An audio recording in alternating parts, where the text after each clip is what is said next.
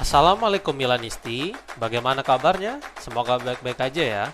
Kunjungi website kita di maksimalmilan.blogspot.com. Jangan lupa subscribe dan nyalakan lonceng notifikasi untuk terus mendapatkan berita terbaru seputar AC Milan, khusus Milanisti.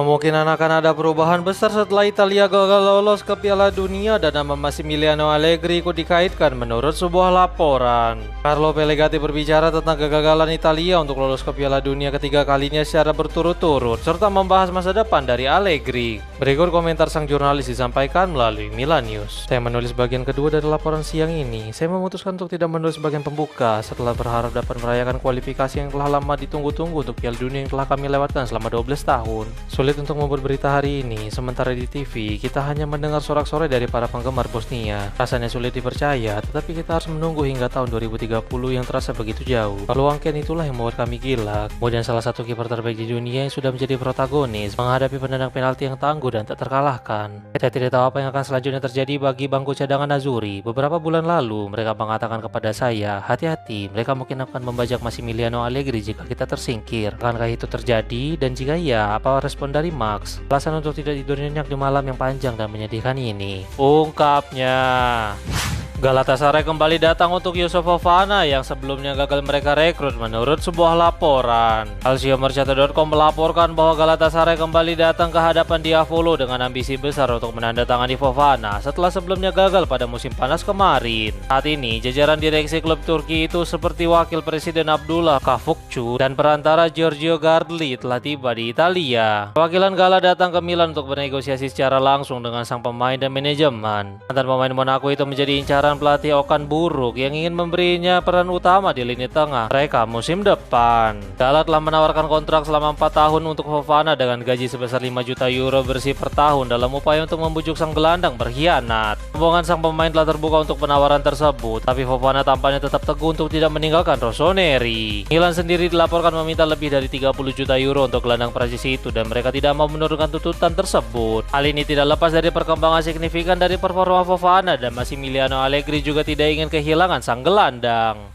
AC Milan berusaha mengalahkan para pesaing untuk mendapatkan Mario Gila dan muncul sinyal positif menurut sebuah laporan. Lanjut mengutip Corriere dello Sport yang melaporkan bahwa Milan memiliki niat serius terkait bek Spanyol tersebut. Bahkan dalam beberapa hari terakhir telah terjadi kontak baru antara klub dan termasuk dari pihak sang pemain.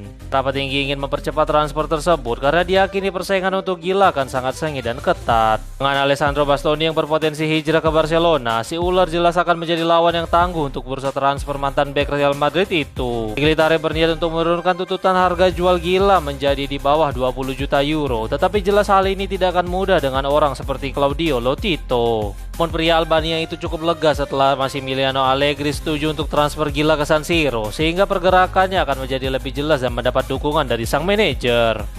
AC Milan dan Inter terkejut dengan penyelidikan yang dilakukan terhadap proyek Stadion San Siro menurut sebuah laporan. Milan Press mengutip Corriere della Sera yang melaporkan bahwa kedua pemilik asal Amerika Serikat atas duo Milan cukup terkejut dengan penyelidikan yang dilakukan polisi. Meskipun demikian, hal ini tidak ada tanda-tanda akan terjadi permasalahan hukum atau terganggunya penjualan San Siro. Oleh karena itu, tidak seorang pun di dalam kepemilikan atau manajemen yang akan menggunakan klausul pengamanan, mengingat konsultasi eksternal Rossoneri atau mantan karyawan Nerazzurri sedang dalam penyelidikan. Riccardo Truppo yang merupakan pemimpin dari Brother of Italia telah menyatakan pendiriannya dengan tegas berikut komentarnya. Resolusi ini lahir dengan buruk, berdasarkan asumsi terburuk, telah banyak keraguan sepanjang proses yang panjang, jadi tentu saja kita dapat mempertimbangkan mosi yang membatalkan resolusi tersebut menyusul masalah-masalah hukum yang semakin memuncak ini.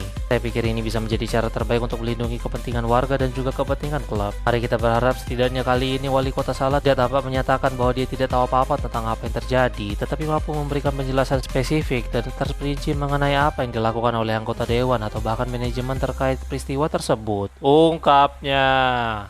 Sergio Conceição akui bahwa putranya ikut sedih dengan masa sulit sang ayah saat membesut AC Milan. Conceição diwawancarai oleh The Athletic tentang sejumlah topik mulai dari perannya saat ini di Arab Saudi hingga masa-masa masih menukangi Diavolo. Berikut komentar mantan pelatih Rossoneri itu disampaikan melalui Calciomercato.com. Pemanggilan Francisco adalah suatu kebahagiaan. Saya belum tahu apakah dia akan menjadi bagian dari skuad Piala Dunia, tetapi jika dia pergi, itu akan menjadi sesuatu yang membuat saya bahagia. Dia selalu menelpon kami sebelum pertandingan. Dia menonton banyak pertandingan dan ketika saya kalah, dia sedih. Tahun lalu adalah waktu yang sulit di Milan dan saya juga sedih tentang hal itu karena dia sangat sayang dengan keluarganya. Dia sedih untuk saya dan saudara-saudaranya. Karena pekerjaan kami tidak selalu bisa saling menonton, tetapi kami selalu bersama dan saya senang dengan apa yang dia lakukan bersama Juventus dan Portugal. Memiliki potensi yang sangat besar, ungkapnya. AC Milan bersedia kehilangan kiper muda potensial yaitu Alessandro Longoni menurut sebuah laporan. Nicolo Schira dari Tuttosport melaporkan bahwa beberapa klub Premier League telah maju untuk menyatakan minat mereka kepada Longoni. Jurnalis bahkan menyatakan raksasa seperti Manchester City saat ini telah memimpin perburuan kiper muda Diavolo itu. Kontrak Longoni dengan Milan akan berakhir pada bulan Juni mendatang dan dia bisa pergi dengan status bebas transfer karena tampaknya Milan tidak menyodorkan kontrak baru untuknya. Sebenarnya klub diyakini sangat percaya dengan bakat sang pemain yang dijuluki Mini Mignon dan kehilangannya bisa menjadi penyesalan di masa depan. Meskipun begitu, Rossoneri memang sulit untuk mengambil keputusan karena saat ini posisi penjaga gawang sudah cukup padat dengan ada nama Mike Mignon sebagai kiper utama, Pietro Terracciano, Lorenzo Toriani, dan bahkan Mattia Pittarella yang kadang dipanggil ke tim senior. Striker Aston Villa yaitu Ollie Watkins masuk ke dalam radar AC Milan untuk musim panas menurut sebuah laporan. Sportboom melaporkan bahwa Watkins bisa bermain di Serie A musim depan karena Milan masuk ke dalam perburuan untuk mengontraknya. Ini bukan musim terbaik bagi sang pemain yang telah dicoret dari skuad Thomas Tuchel untuk pertandingan persahabatan pra Piala Dunia melawan Uruguay dan Jepang. Diavolo sendiri sangat membutuhkan penyerang tengah kelas atas dan mereka saat ini sangat merayu Watkins untuk hijrah ke Italia. Di sisi lain, Newcastle United juga telah menetapkan pemain yang kontraknya akan berakhir pada 2028 itu sebagai target utama mereka untuk musim panas. Musim lalu, Watkins menunjukkan performa yang impresif dengan total 17 gol dan 14 assist di semua kompetisi. Namun musim ini dia terlihat lebih kesulitan dengan baru mencetak 10 gol serta 2 assist. Tetapi minat Milan tetap kuat meskipun performa sang pemain cenderung menurun.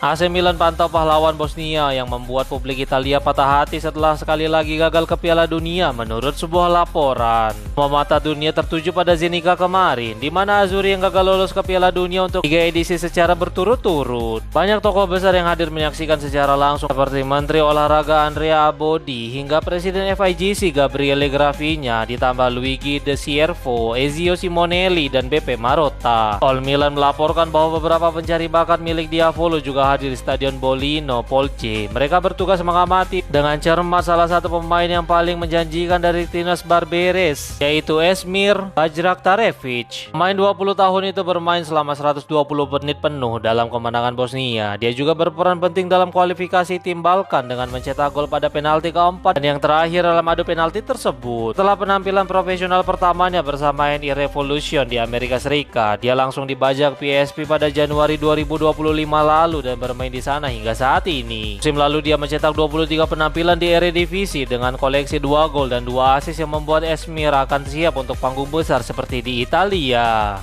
Para pemain yang diberikan hari libur telah ikut bermain di Milanello untuk persiapan pertandingan melawan Napoli menurut sebuah laporan. News melaporkan bahwa para pemain yang telah diberikan waktu libur lebih setelah tugas internasional telah kembali. Mereka adalah Mike Mignon, Fikayo Tomori, dan Rafael Leao. Kapten Mike dan Tomori telah berlatih di lapangan bersama anggota tim lainnya, sedangkan penyerang Portugal dan Matteo Gabbia masih harus berlatih secara terpisah. Meskipun sebelumnya mendapat hari libur, Gabbia tetap ingin berlatih bersama Santiago Gimenez dan Niklas Füllkrug yang datang ke kompleks latihan agar dapat fit 100%.